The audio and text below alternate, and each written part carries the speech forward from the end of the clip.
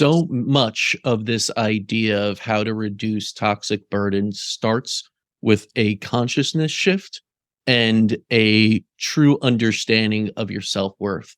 I've seen that, right? Where people are just like, what's the point? I'm already here in this negative fear, guilt, shame I'm state. I'm Right? already in debt. Why get out of credit card debt? I get it all the time. Like someone I was trying to help, and they're like, I'm in credit card. I'm just going to be one of those people. My parents are in credit card debt. I'm in credit card debt, and they're literally trapped and they can't get out, even when they know, right?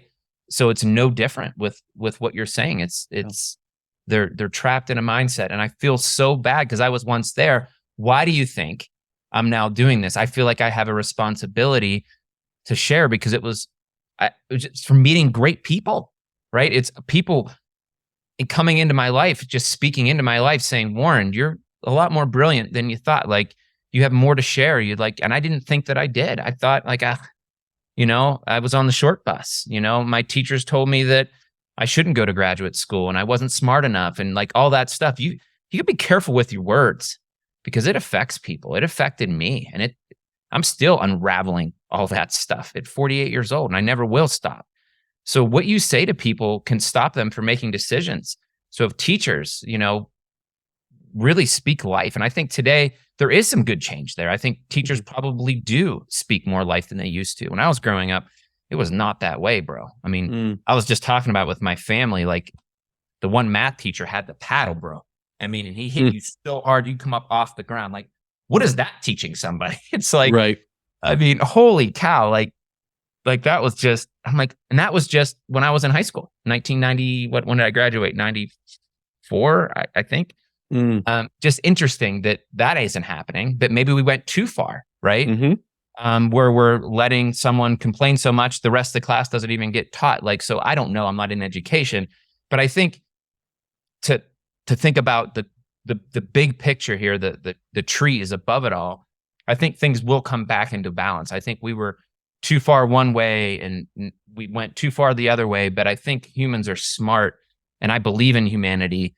I believe there's a God who loves us and loves everybody, and the outcomes are there for the taking if we choose to accept the love that's in this universe and the wisdom that's in this universe and the knowledge. And as we begin to accept more self-responsibility for our actions, I think can be great change in this world. I really do believe that. I completely agree with you. And I just celebrated my 42nd birthday. So I graduated high school in 99. I was not paddled, but didn't get a lot of self-love talk from my teachers. No. It was kind of just like, do better. You're not good enough sort of thing. Yeah. Whereas now we've swung the pendulum to everyone gets an award and you're all great. So, it always changes and pendulums always swing. But, I think, love is the answer. I wrote in my newsletter, like, what did I learn at 42? Like that I wished I learned at 20 or anything. It's like, love's the answer to everything. Like, love yourself more, love the condition more. Like, once you get that going, and it seems simple and esoteric, but it's not. It truly is something of a energy field in a state that really is healing. I would have like never believed that like even 10 years ago. But as I've aged, as I've looked at stuff, and really just gone through my own process, love is the answer. And I didn't even like that statement back in the day. I'm like, what do you mean? It's not that simple. That's like hippie. That's like a cliche saying, right? Yep. But when you get the revelation of the power of love, right? In spirituality and in human beings, and just, you could literally, I've been on the phone with people that are completely opposite of how I believe, completely the opposite. And they leave the conversation going, holy shit. If two people who have different beliefs could communicate like we just did and enjoy each other and want to give each other a hug at the end of it, and the things we did agree on, right, were beautiful. And this was on the phone. It was a Delta person was with a Delta person, because I can't help myself, right? I'm on the phone. I'm like, so, what's going on? And they just start opening up. And they're like, holy shit, like I didn't even know this is possible. I've never had a conversation like that. But if it wasn't for that understanding of love and that different view, and it just, your energy shifts, your voice, your tone, your eye contact, like you could even see it when I'm starting to get into that state. It is powerful, bro. And it just emanates. You can feel it. It just comes out. It's an energy that that's being displayed even now through my tone my tone of my voice. It just shifts and change when I come from a place of love. And you got me there, bro. So that's good on you. Hey, listen, I truly believe in it. I work in medicine where that's probably very woo woo, and you're not supposed to say things like that and stick to science and data sort of thing. But experience has definitely guided me to see that too many people do not invite love, do not have love for themselves. And that's a huge, huge problem. You look at toxicity, that is a big deal.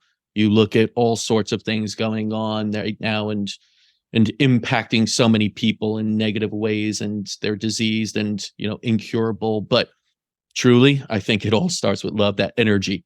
That's where it all starts. And of course, then when you have love, you love yourself enough to say, why would I ever put a toxin in my body? I love it so much. Yeah, you and I. Right. And then you start to value everything. And I will say, you want to solve the problem with our environment and everything. Start with yourself. Love yourself more, because you're just a small microbe on Earth. Just as we have our microbiome, we feed a probiotic, all this stuff. Like, that's all we are.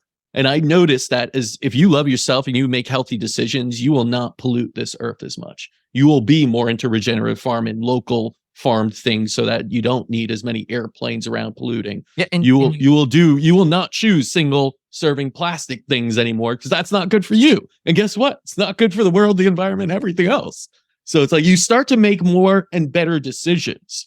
And I won't even go through all the little, like you talk about the sunscreens to avoid fragrances. You do an amazing job. People should check out your Instagram to learn about, all right, what do I avoid? But I almost want to go that higher level up. You won't avoid it if you don't love yourself. You will continue to use it. Bro, it's my most favorite topic. I'd much rather share about that, right? But I'm starting somewhere. But I so agree with you. Like when I understood that, it's a spiritual thing. The God of this universe loves me and created me. I don't want to hurt this body, right? I don't want to hurt. When I feel that energy, right, from God or the universe or whatever persuasion you are, when you feel that and know that, you don't look at internet pornography. The judge and shame is removed, because this universe isn't judging you. It's loving you. Mm-hmm. And your decisions cause consequences that judge you, right? It's the decisions that you're making. That's the science of decision making.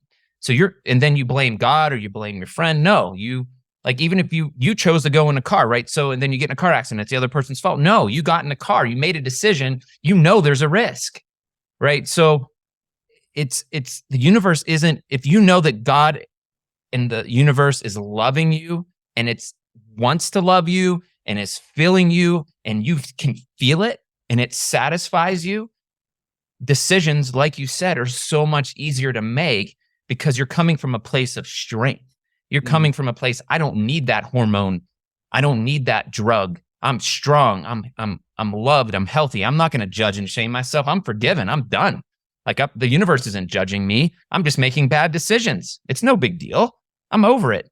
How can I drive looking in my rearview mirror the mistakes that I made? I've already polluted my toxins, bad decisions, marriages. Like, you gotta, and this is all psychology, right? This is all the gifts that people have given me, and it's the things that have changed my life. But I had to go through a process of my own personal process of pain to get to a place where I was open to hearing that stuff. And some people listening today are like, well, I hear you, and wow, thank you for the encouragement. Others are like, I don't understand a word you just said.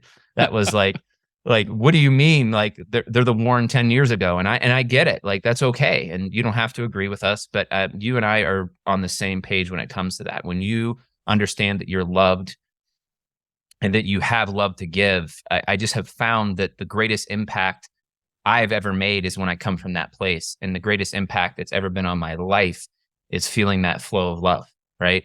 From God. And it's the greatest, most powerful strength. It's better than any biohack you could ever do, right? It just fills you, it energizes you. It's like you get energy, spiritual energy. Like it's flowing. Like, I don't know how else to explain it. you know? Yeah. I love that we took this conversation in this direction, because we could have just kept going with the different toxins and kind of made it all about that, which would be educational in some ways. But, at my core, I truly believe if you don't have that foundation of love in your life, then everything else isn't going to fall into place, really. You could try, but you'll kind of be swimming upstream a little bit. So I'm really glad we got to jump into that, topic itself. But What aside I from like, love, I want to see that. What yeah, I like to explain it as, when it happened to me, and if you're listening, it was like a crack in the dam of love. I'm like, wait a minute, there's something to this love stuff. Like there's something here, because it just started. Like yeah, I was against it, like almost like, love wins. My wife had a love wins sticker, and I'm like, rah, that's like, I'm like, love wins, rah, and but once that crack, in a crack in a dam, yeah. right? And it was another person who shared it with me. He was a pastor's son, not a Christian anymore, I don't think, but he still understood this concept more. And he says, love, what you're experiencing is just a crack in the dam, and you don't have to figure it out, because once the crack begins, it'll get bigger and bigger. And that's exactly what happened. I'm like, how did that guy know that? Because this crack of love is expanding my, it's growing, and there's more and more coming, and I'm understanding it more and more. And it's happening around the world, I believe. I think there is a big movement in what we're doing, and some people are going off the deep end with it, and some are, not doing enough of it. But I think, again, down the middle.